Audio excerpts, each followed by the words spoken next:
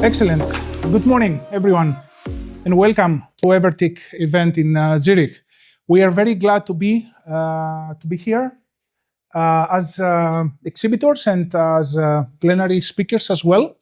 So today, one of the hottest topics these days is the memory shortage and how people from sales, purchasing, and other departments could navigate through these challenging and difficult times.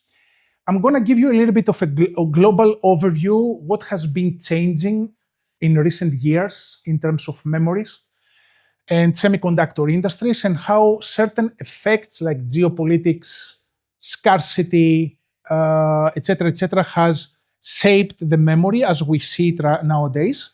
So I will be running through some macroeconomic indicators, and then we will dive a little bit more to DRAM and NAND flash, and the session will be opened for questions. But my idea is to make it a little bit more interactive, so whenever you have some questions or you would like to challenge some of the data or you would like to contribute, you can stop me and we can have it a little bit more interactive and more, let's say, friendly. We are all friends here. So global memory market reset. And we start with my favorite macroeconomic indicators. The good news is that semiconductor industry will reach the previously projected $1 trillion by 2030, 4 years earlier. So before, a lot of external analysts were predicting that the semiconductor business will reach $1 trillion by 2030. This has been pulled it quite significantly and will reach approximately $1.2 trillion this year. The main driver, AI and AI economics, which defines everything we knew so far about how electronics and semiconductor industry works. Okay, so we ended up 2025 at roughly 796, around $800 billion, and now we are heading for 1.2 trillion. AI data centers, edge computing, and autonomous systems, they present a structural demand growth and main drivers for this kind of revenue expectation. What are the main drivers? For memory, for example, we are expecting DRAM revenue to increase by 51%, NAND revenues by 45% versus 2025. Sorry to say, guys, but these numbers are not anymore true. SK Hynix published the Q1 26 results today. Revenues doubled to 100%, and net growth operating margin went up 400% versus last year. So every time that we try to capture some numbers, next month we have to revise them again, okay? So memory out of 1.2 trillion will capture around 30 to 35% contribution. And my personal expectations, as we will see a little bit later, they will reach $400 billion. Definitely AI accelerators and the compute powerhouse, this is one of the main drivers. And at the same time, a lot of topics were discussing and were presented. And it's the first time that so much geopolitics can influence the supply chain of semiconductor components, including memories. You could see, for example, like critical materials and equipment, or the earlier tariffs, for example, could enforce or reinforce some suppliers to think over about their supply chain and how they distribute around the globe, okay? This is very important for us to understand as a main driver, okay? Semiconductor market growth at the same time is a little bit scarce across different regions. You could see, for example, here, numbers compare 24-25 and expectations for 26, contributions by region and by major semiconductor component. Discrete optoelectronic sensors, and of course, under the integrated circuits, we have the analogs, micro logic, and memory. Memory, 39.4% year-over-year growth versus 2025. And of course, 2024 was almost 80% growth coming from a very weak 2023. At the same time, you can see that the main contributing territories will be, of course, Americas, definitely because of the cloud AI infrastructure building there, At the same time, Europe is catching up, and despite the fact that we had a negative number back in 2024, we are looking for a double-digit growth this year. And of course, Asia Pacific with edge AI devices, robotics, and all the system on module, let's say, systems will play a vital role for this growth. This data comes from FBDI, the electronic components, especially in Germany. And you could see, for example, the billings and bookings by quarter, okay, in terms of, I think this is millions of dollars, it's 1.2, 1.4 billion euros per quarter, and the book-to-bill ratio. You could see that we started in Q3 with a book-to-bill ratio which was less than 60%, and by end of 25, this book-to-bill ratio crossed the 1, and nowadays Q1 26, I think, is close to 2. Which means that it's a very good recovery in general for distribution business and electronic component business. At the same time, semiconductor has cycles. Even, for example, when it's driven by AI economics, we shouldn't forget the AI cyclicality, the semiconductor cyclicality, and especially for memory. You could see, for example, that Q4 25 and 26 predictions regarding different KPIs, like, for example, capacity, ASP, inventory levels, etc., we see memory performing very, very well. At the same time, because of the vast ASP increase, we do expect some of the industries to have an impact, unfortunately. We can see, for example, like for traditional low to middle-end PC, as well as light vehicles, etc., the demand start having an impact. So not all segments contributed the same way. Some of them will flourish, some of them will suffer. Geopolitical risk index and return timeline. So this spans history of main geopolitical effects from 1950 up to 2030. It shows also 2040 there, but I don't know who can predict what will be the next big geopolitical event can be in the next 10 years or something. But you could see, for example, for every spike we had in the past, Korean War, the Cuban Missile Crisis in the 60s, the Gulf War in the 90s, the Iraq War in 2000, Russian-Ukraine War, Israel-Hamas War, and the recent US-Iran conflict, we could have, let's say, a spike, and this is the relatively index, and at the same time, the Standard & Poor's return around 7 major geopolitical risks have identified that the first shock could last between 2 to 3 months, with some sorority transition within the 6 months. But within average of 9 months, the markets will go back to normality. This is basically what happens for all major geopolitical risks in the world. So having, the 9 months in the, let's say, the latest geopolitical effect, the Iran-US conflict, started already January, February, so we have to count another 9 months, which brings around November, December timeframe that, in theory, this is expected to settle down and have limited impact for all markets. At the same time, we are watching different KPIs, especially hyperscalers CapEx development, which was growing tremendously this year. I think it adds up around $700 billion. Okay, this is unprecedented. We never have encountered this before. $700 billion, and this will continue being there. A lot of people are asking me, what are the 2 KPIs, if you want to speak to pick, that will reflect what memory would look like in the next 1 or 2 years? I said CapEx for hyperscalers and CapEx for memories.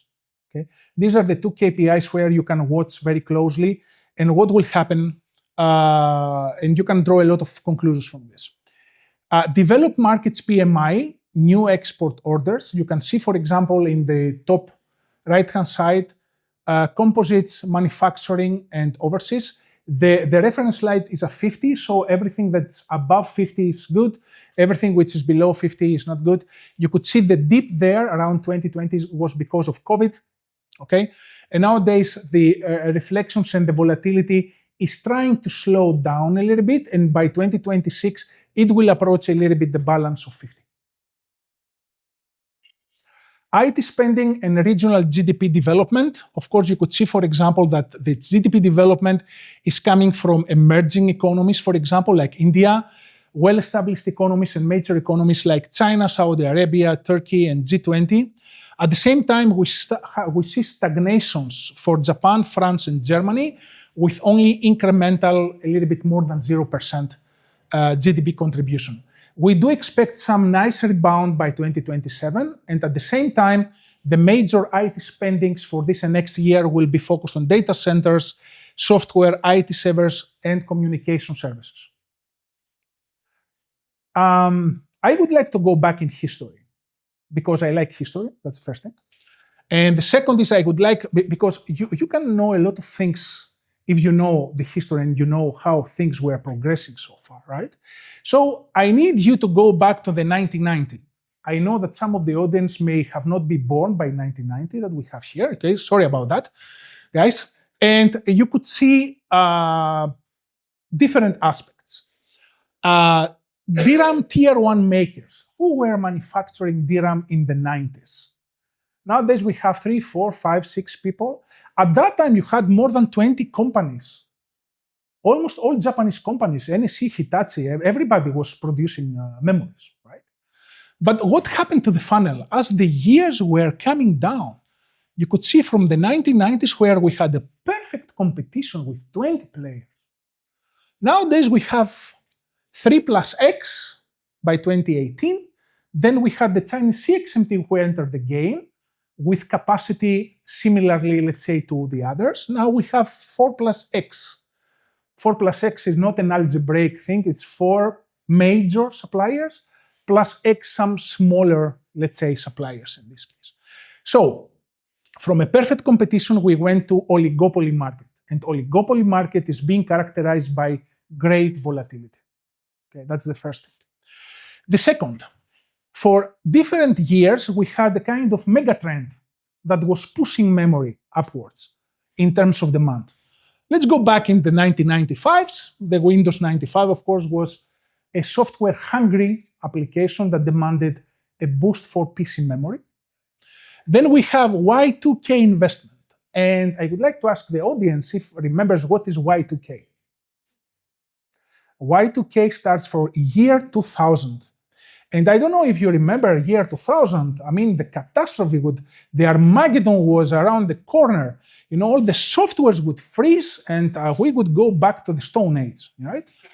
So because of this, a lot of people, they were scared, really scared, right? They were shitting in their pants. And they make a lot of investments to transition this software. And this investment basically required a lot of new memory demand and a new boost.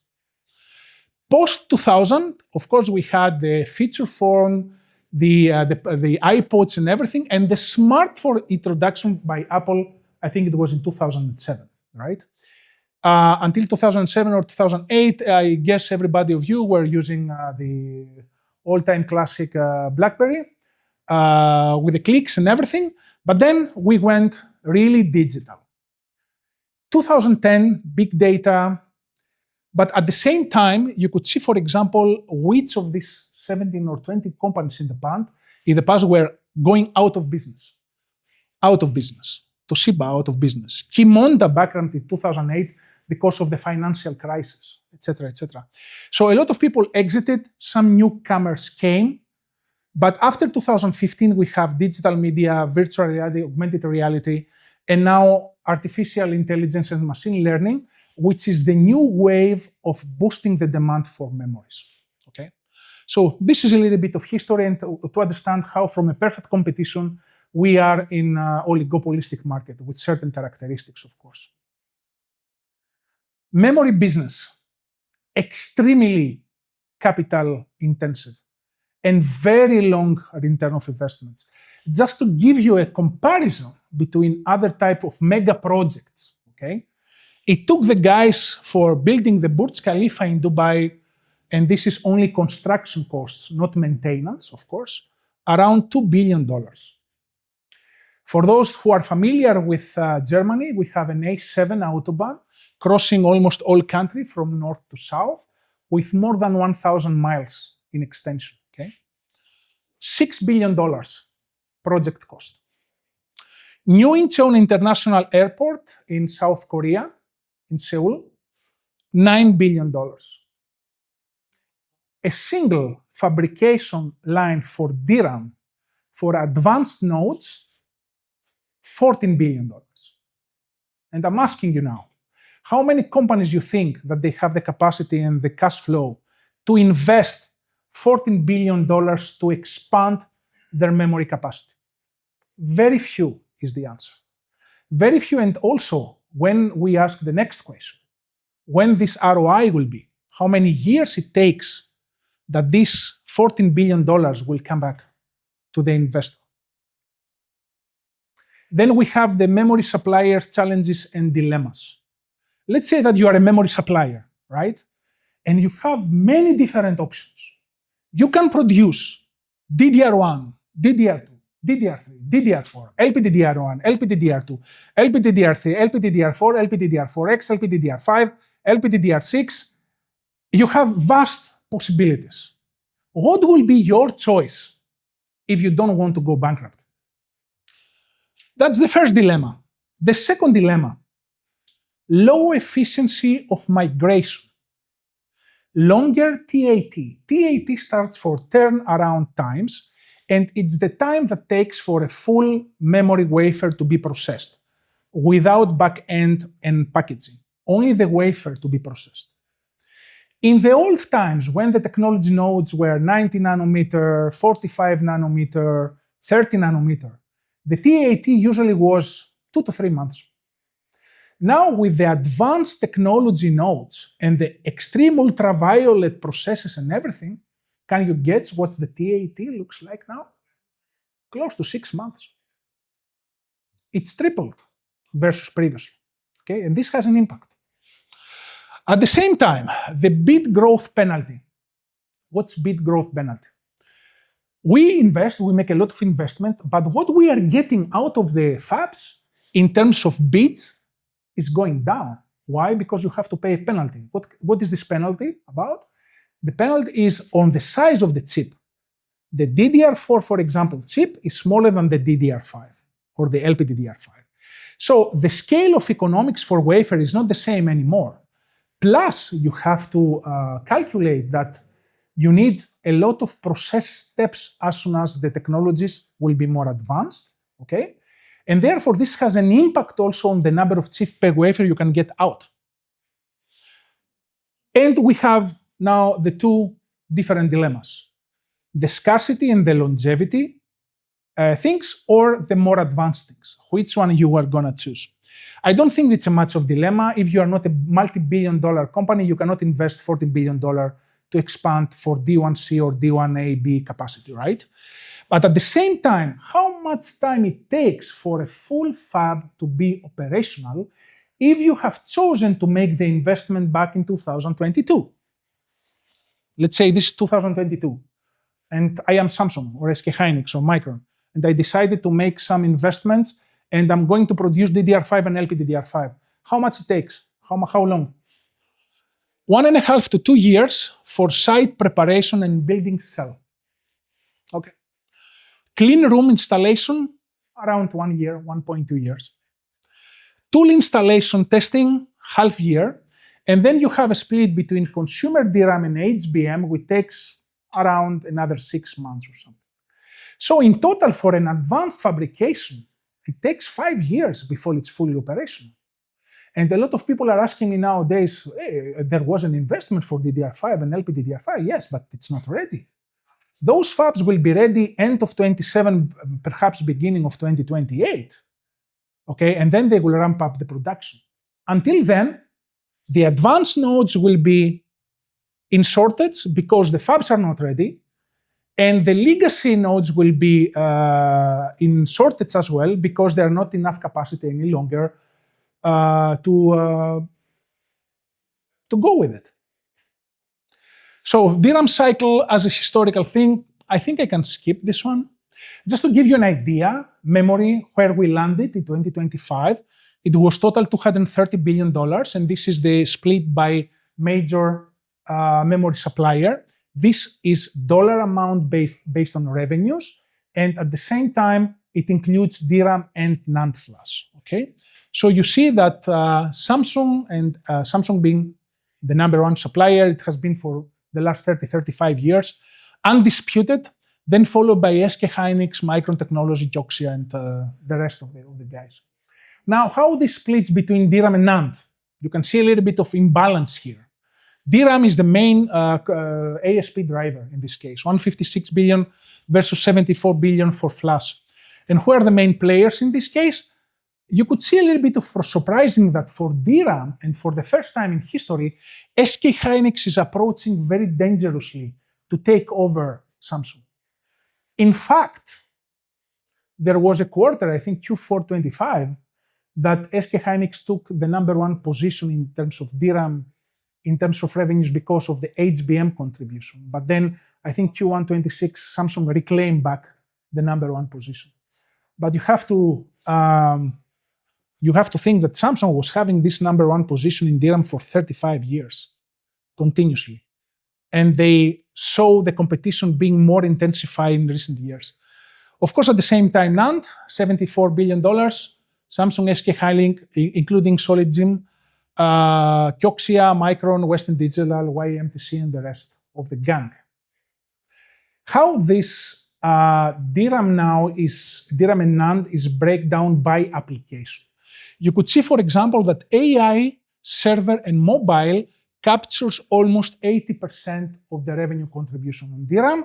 And at the same time, you see a little bit similar topic with enterprise AI, SSD, client, and mobile UFS capture also 80%. So 80% is being driven by the high-end applications in this case. 2026 memory market outlook. On the left-hand side, you can see the DRAM bit demand trends and forecasts, and on the right-hand side, the NAND. Couple of things that I would like to mention. For 2025, we could have a 28% increase year over year in terms of bit growth. Okay? But if you take out the HBM and you consider all the other DRAM, that will be only 12.9%, increasing a little bit to 14.5% in this case. So the gap between HBM contribution and the rest of the DRAM is about 12%. 12% in bit contribution, but in terms of revenue contribution, it will be totally a different picture. I would say that the gap is more than 30 or 40%. For NAND, we see a little bit of a different picture because definitely the bit output is being dramatically reduced from the old times. When we were going back, let's say to 2018, 2019, the bit demand growth for NAND was exceeding 40% always. It was around 40%. But nowadays, you can see that it's almost on the 10%, maybe double digit or single digit, and it can go up just because of other contributions from the enterprise SSD markets. Memory CapEx trend outlook.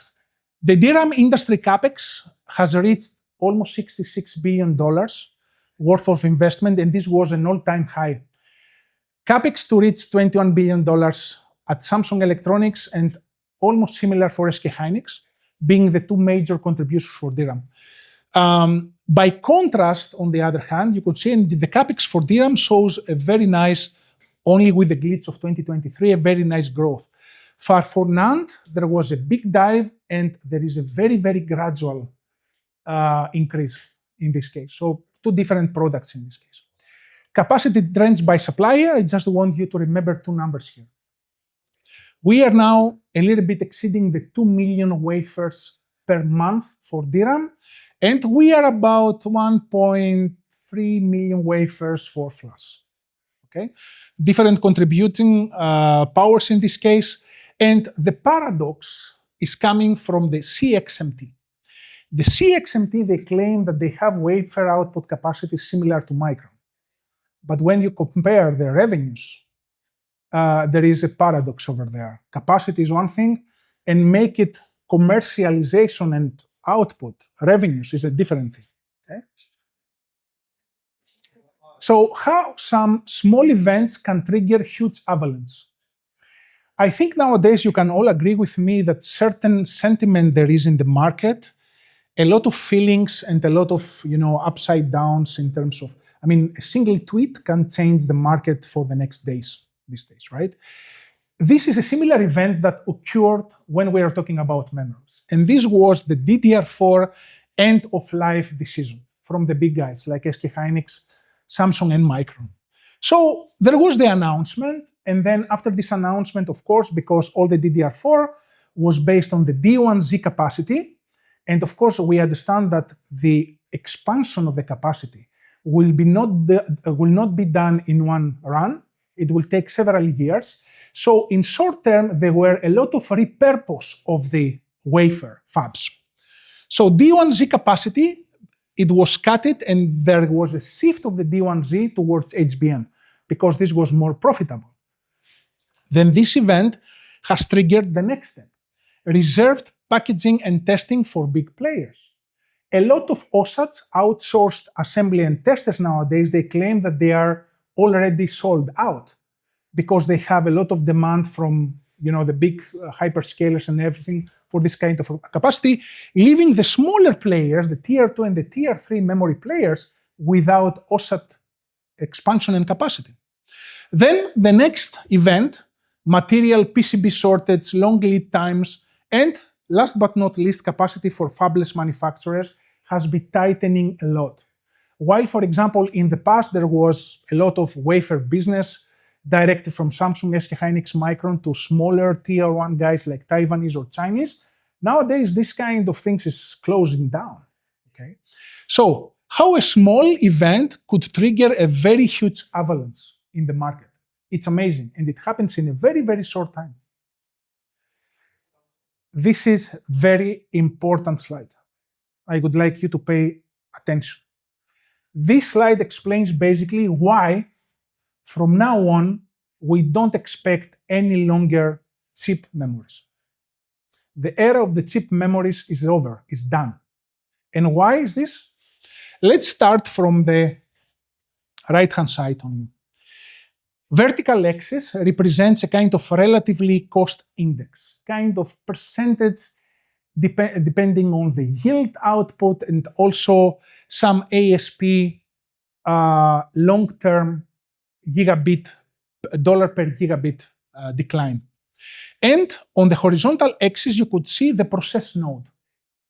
In the old times, where we're at 40 nanometers, etc., we had, of course, very expensive products, right? Because of the economy of scale.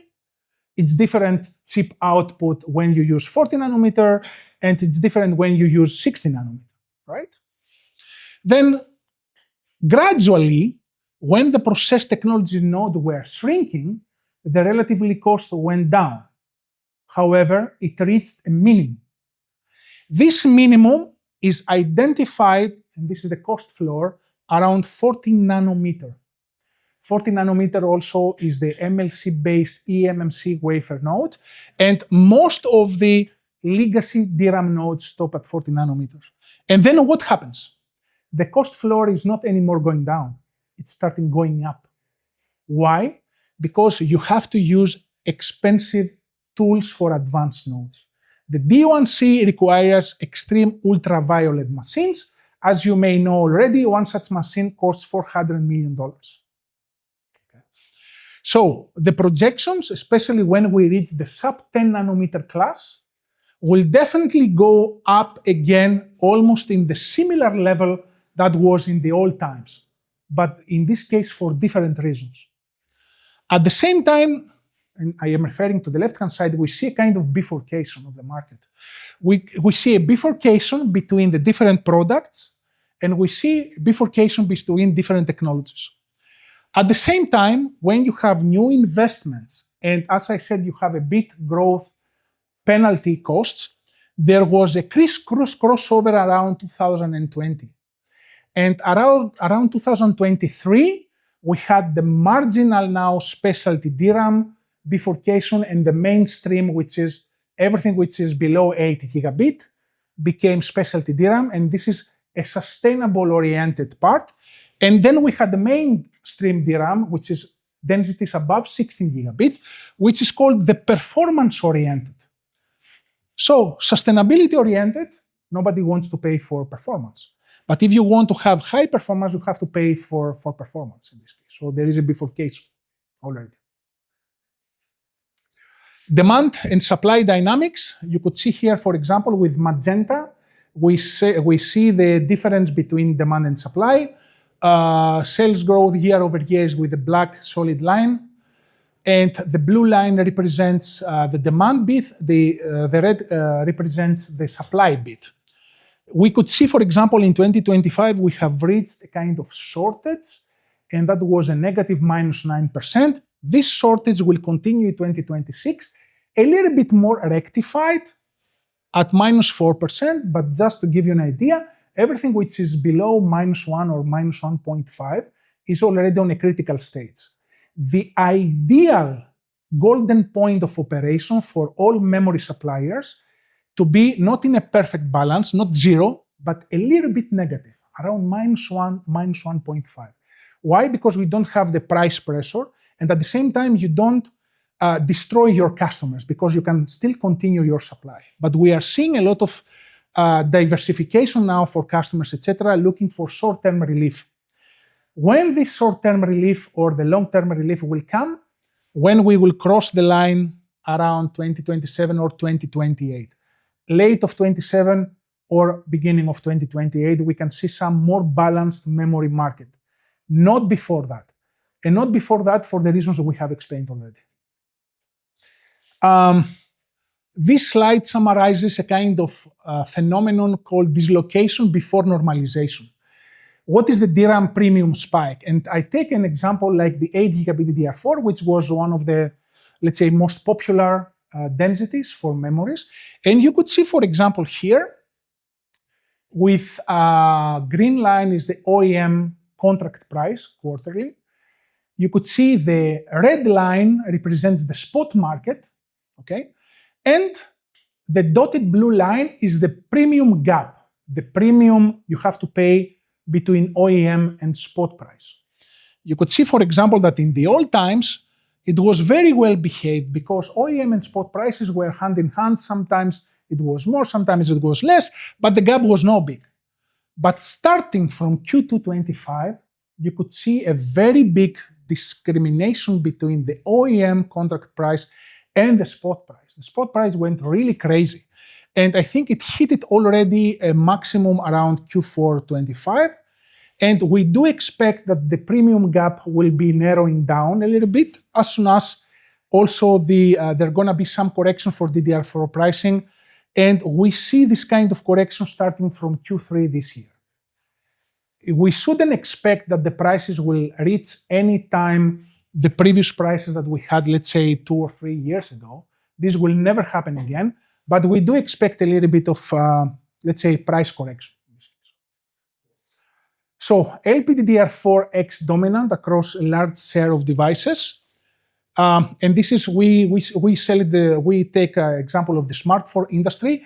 And you can see, for example, how the LPDDR5 is taking over by Q3 25, almost, let's say, 40 or 45% was on LPDDR4X. LPDDR5 now is getting up. And LPDDR4X is being driven mainly nowadays by the automotive players. LPDDR5 will be on strategic allocation from now on until 2028 before the new investment takeover. So this is kind of a bill of material impact and price elasticity by application.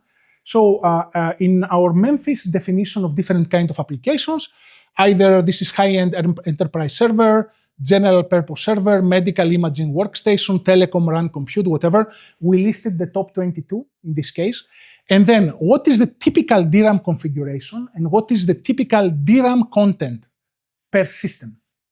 And then we have the price elasticity and the percentage of the total memory BOM. And here you can see another paradox. You can see that, for example, that for high-end enterprise servers, the DRAM and NAND inclusions can reach up to 52% of the cost of the bill of material in this case. But definitely the price elasticity is pretty well. Means that these guys are still getting memories. Why? Because it's driven by performance economics, not by consumer economics or commodity economics. At the same time, you see other types of applications which are driven typically by commodity economics, like, for example, set-top box, consumer camera, home gateways, digital TVs, and automotive domain controllers, that despite the fact that the bill of material is not that high, the price elasticity has already reached the maximum. So, from DDR4 commodity to scarcity asset, we have been discussing this. Here we have identified some, let's say, price levels where we can have a sustainable consumer and PC exit, or only infrastructure test and measurement, for example, can accommodate. And when, for example, the 8 gigabit price thresholds exceeds $40, then I think everyone will be on hold. So, to the question, when are we going to expect allocation to equilibrium? Of course, these are different effects in this case. The capacity which was diverted to HBM DDR5, it was from 24 to 26. 2027, the initial relief will become as incremental capacity from Micron Nanya ramps up, and the DDR5 migration absorbs the marginal demand. And by 2028, because of the broader normalization, this will reach a different output and different relief level. Then for NAND, I think we can have some talks here. Of course, the industry in general is shifting towards higher layer counts. Now it's more than 200. Sooner or later will be more than 320.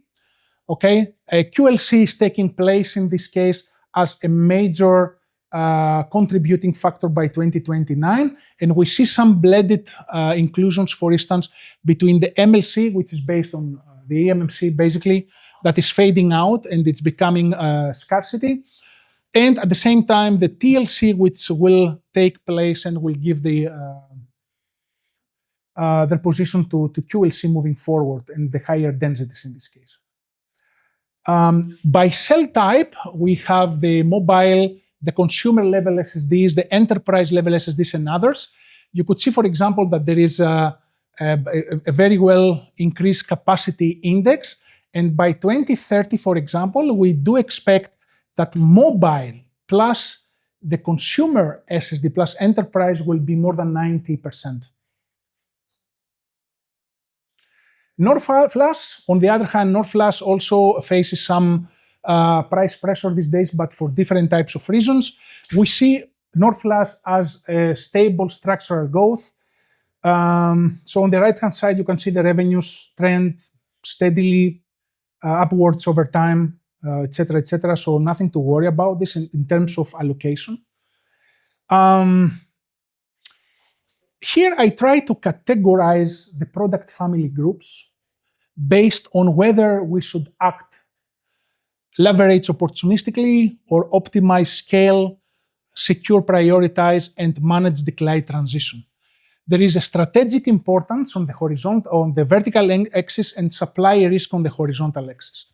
So you see, for example, that for client SSD, we have healthy demand but lower strategic criticality. So more or less you can leverage opportunistically this kind of products. We have then optimize and scale for NOR flash and enterprise SSD, where definitely secure and prioritize on advanced DRAM. Anything which is beyond LPDDR4 or DDR5 needs to be treated with securing long-term agreements, for example, ranges from 1 to 2 years, etc., etc. Then we have the legacy DRAM, which is still important but not that critical. And then at the end we have the eMMC, which we need to manage the decline and manage the transition. So some future application megatrends. What do we expect from 2030 and beyond? What are the major applications driven by AI and ML that would see the next memory boost? Definitely quantum computing is the next big deal in computing platforms. Brain computing interface and brain chips would be one thing that we can watch closely. Humanoid robots, of course. Full ADAS, I hope that it will not be achieved soon. because I cannot trust a car driving my car and take decisions of me. I hope that this will delay at least by 2040. And urban air mobility, this needs to be definitely pushed out to 2100. It's very scary for me to see, helicopters and drones just flying over our heads in a short period of time. Some takeaway messages. Any question? Okay, so geopolitics. What do we recommend? Implement regional sourcing diversification and build strategic inventory buffers for critical and legacy components. When it comes to supply demand, a lot of OEMs nowadays and a lot of people, they were sourcing memories as it was an open market topic. No, it needs to be a strategic topic, and you need to enable engineering, purchasing, sales to have the minimum requirements, the longer requirements, etc., taking into consideration before you start designing in. For DRAM, recommendation, secure advanced node supply early with LTAs where possible. I'm not saying that it's possible for all the suppliers. And at the same time, you need to manage the legacy exposure through diversification, last-time buys, and redesign strategies. For NAND, technology transition and application shift define the NAND strategy. Of course, in this case, you need to adopt the higher density NAND TLC. So if you were using, for example, eMMC based on MLC, then the next natural transition should be the TLC based or even the QLC UFS or TLC based 3D NAND of eMMC. And the final message for today's topic is that, of course, memory is not longer driven by the classical type of economics. It's driven by AI economics, and this has set up new rules of engagement that a lot of people, they need to adapt before they see some real outcomes in their business. And with this slide, I would like to finish my today's talk. I know it's a lot of information. I hope you found some interesting navigation topics, and now the session is open for questions.